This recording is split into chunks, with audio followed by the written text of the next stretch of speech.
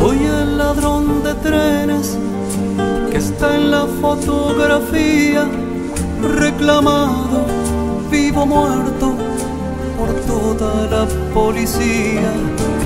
Mirando bien el retrato, no salgo favorecido y llevo la barba crecida, parezco un hombre jodido.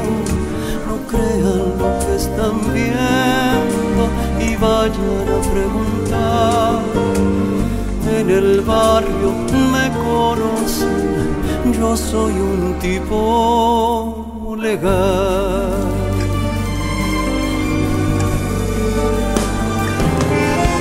Mi abuelo, mi padre y yo, los tres fuimos ferroviarios, pero pararon los trenes porque eran deficitarios.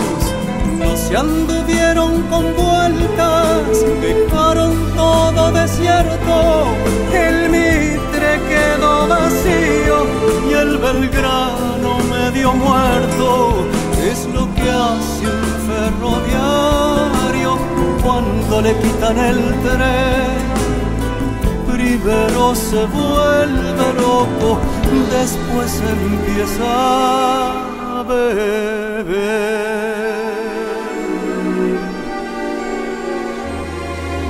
No sé si estaba borracho la noche en que decidí robar la locomotora y volverla a conducir. La pinté de azul y blanco, le saqué brillo al cromado.